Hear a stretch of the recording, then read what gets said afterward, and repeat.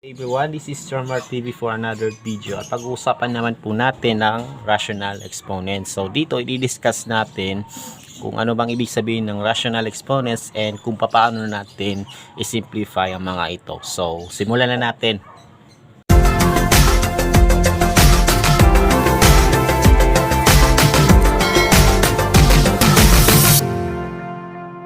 Okay, so bago ang lahat is don't forget to subscribe to my channel and follow na rin po ako sa TikTok.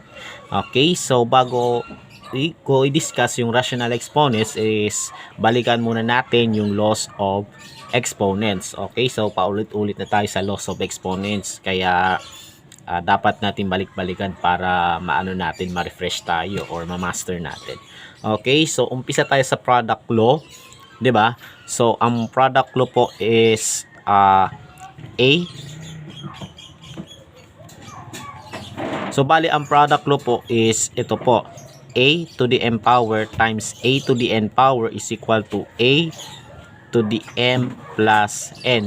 So dito kapag parehas na base ang minumultiply natin, so ang gagawin natin is i-add natin yung mga exponents. So in this case, m plus n, ito na po yun. Okay?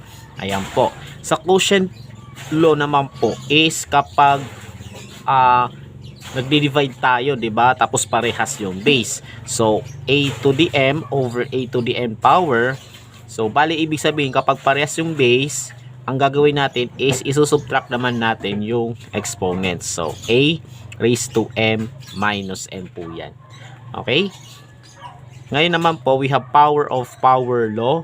So, we have a to the m to the n. Okay? A raised to m and then raised to n. So, ibig sabihin kapag may exponent sa labas at may exponent sa loob, so all we have to do is to multiply. Okay? So, m times n magiging a raised to m n na siya. Okay? Next, we have power of product law. We have a times b raised to n. So, i-distribute mo yung exponent na n na nasa labas sa bawat factors. So, we have a to the n, b to the n. Okay, so bali ipapamigay mo yung n sa a at saka sa b as their exponents. Okay, ganun din naman sa power of quotient law. So, we have a over b, quantity raised to n.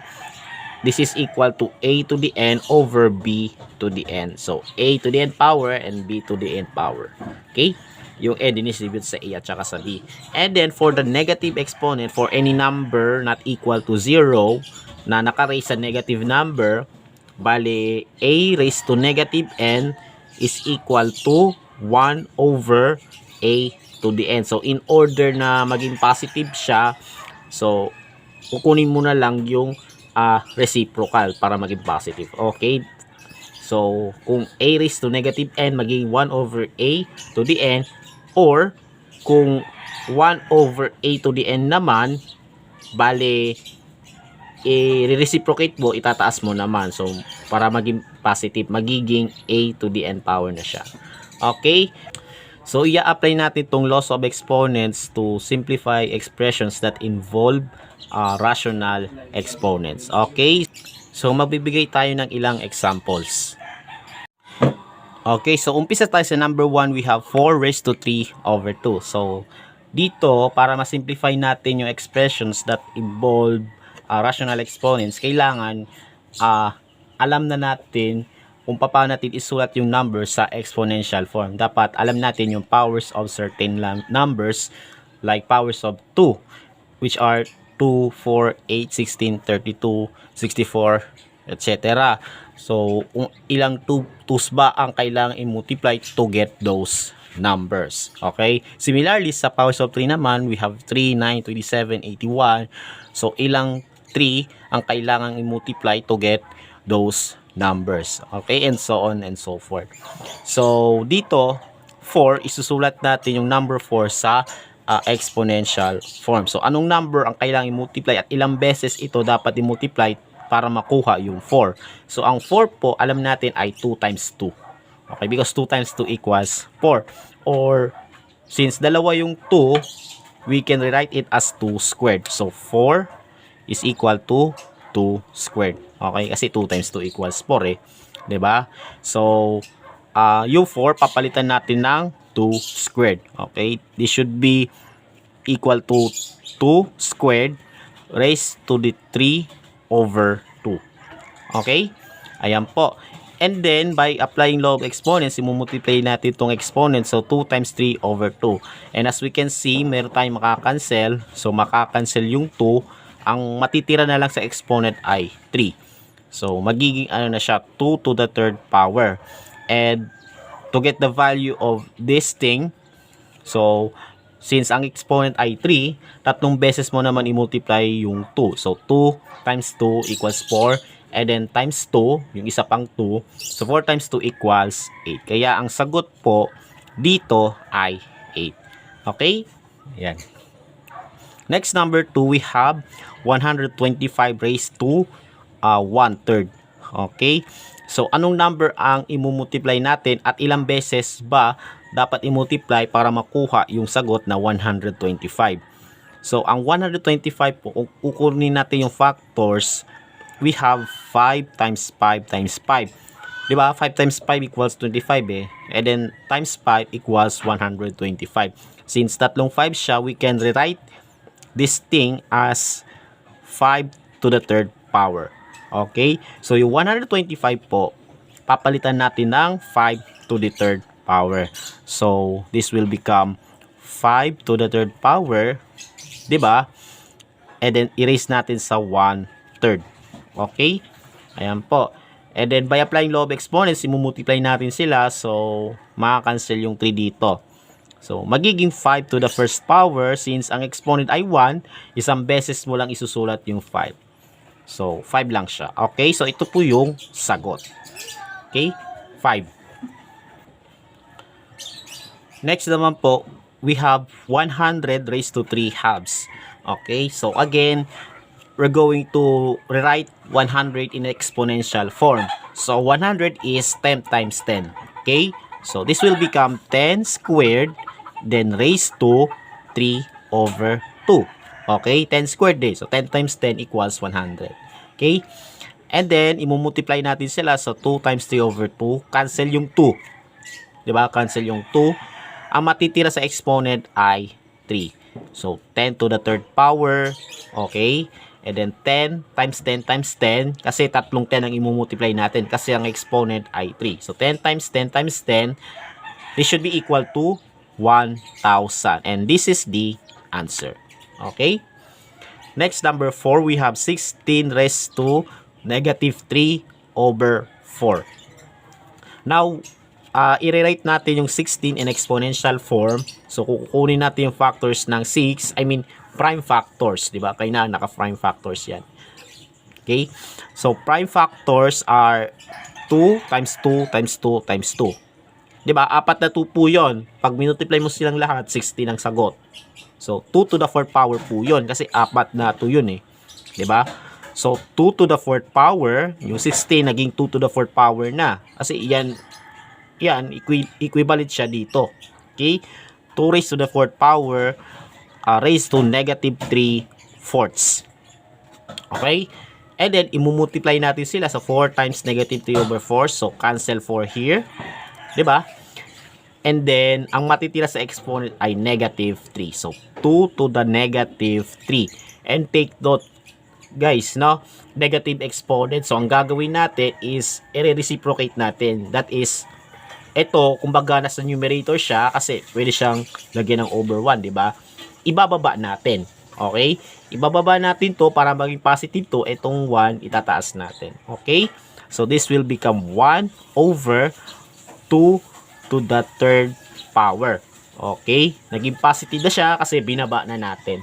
Okay? And 2 to the third power is equal to 8. Kaya ang sagot po ay 1 over 8.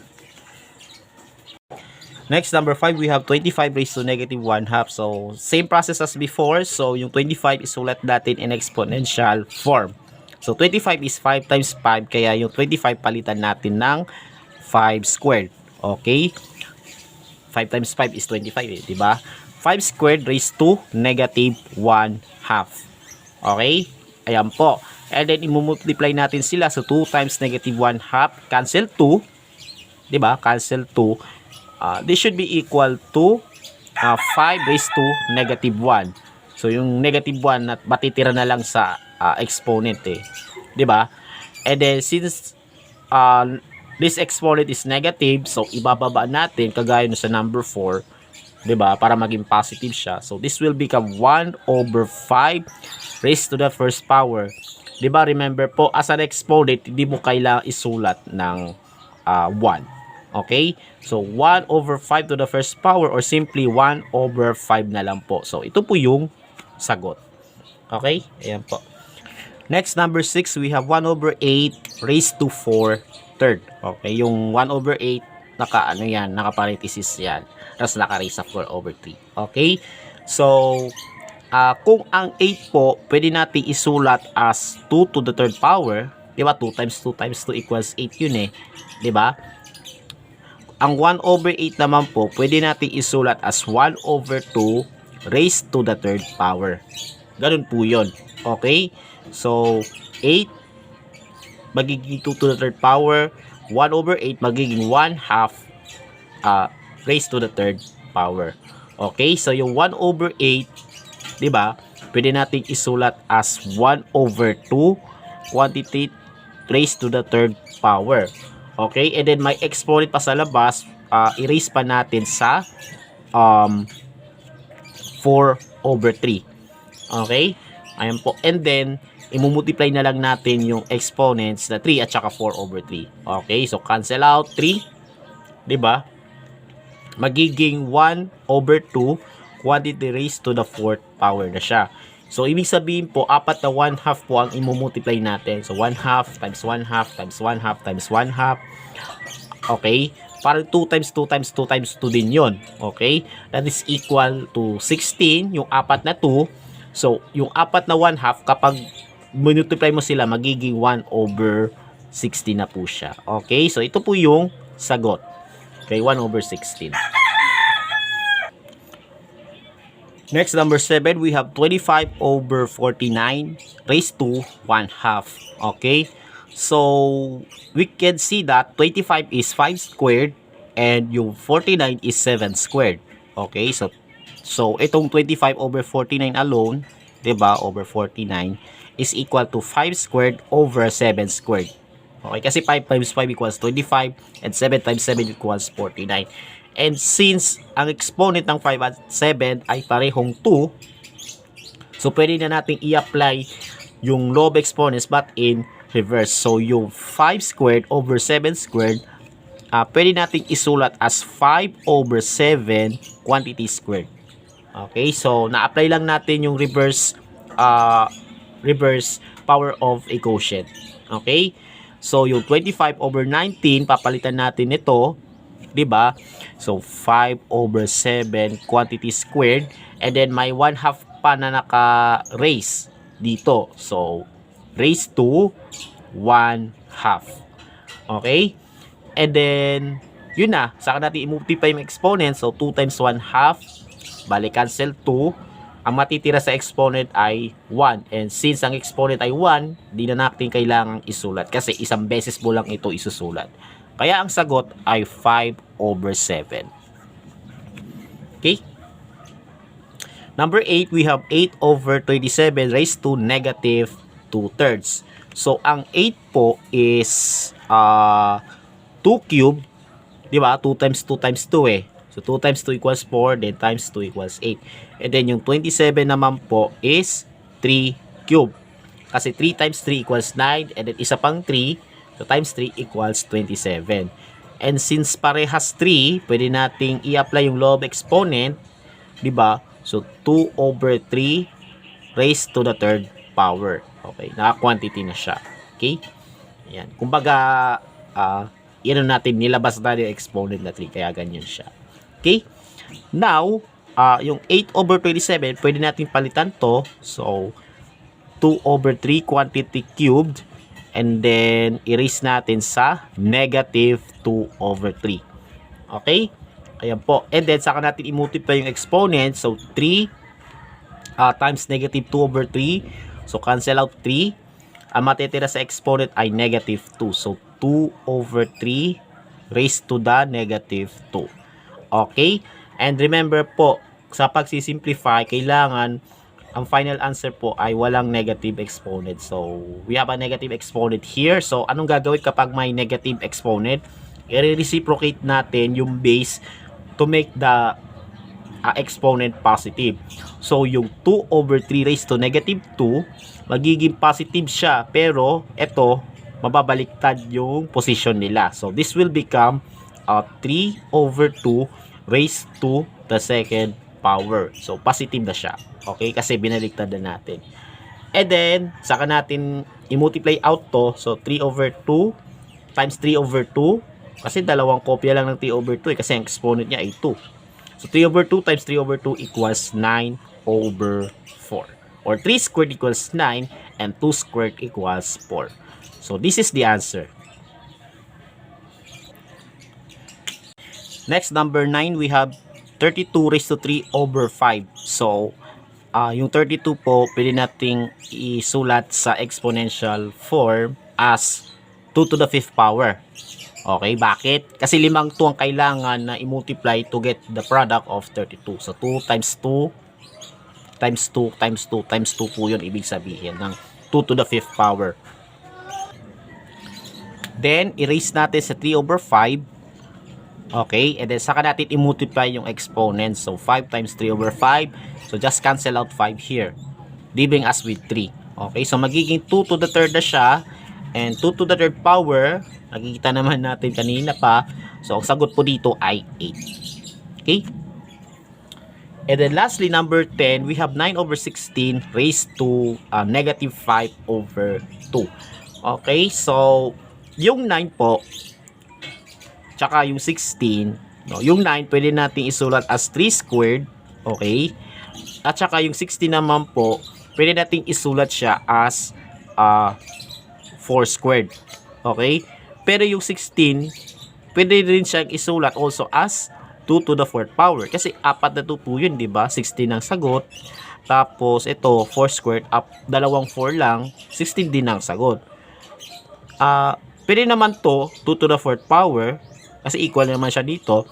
Pero, kaya natin ginawang 4 to the 2nd power, kasi para mag-match yung exponent.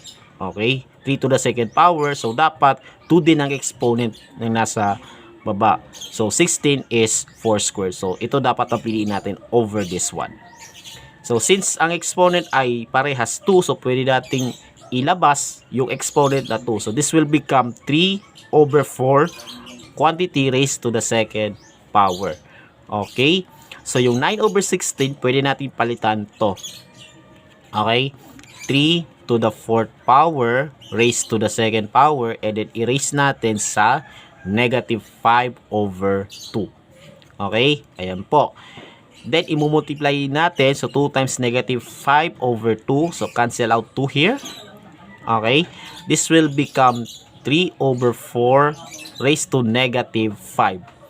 And since ang exponent ay negative, ito, para maging positive to, babalik na rin natin to. I-reciprocate. Okay? So, 4 over 3. Diba? If you flip, babalik na rin mo. Ganon. To the 5th power. Okay? And then, kailangan natin kunin yung value ng 4 to the 5th power tsaka 3 to the 5th power. Or, product ng limang 4 over 3. Okay? So, 4 to the 5th power, that is equal to 1024. Kasi, 4 times 4 times 4 times 4 times 4 po yun. And then, yung 3 to the 5th power naman, so, 5 3 ang imumultiply mo. 3 times 3 times 3 times 3 times 3. So, ang sagot po ay 243. So, this is the answer. 1024 over 243. So, ayan po. So, we're done for this video. So, marami pa po tayong examples sa susunod na video. For now, dito ko muna tatapusin, and I hope na meron kayong natutunan sa video na ito. Okay, so don't forget to subscribe to my channel and follow me sa TikTok. And as always, have a great day sa ating lahat.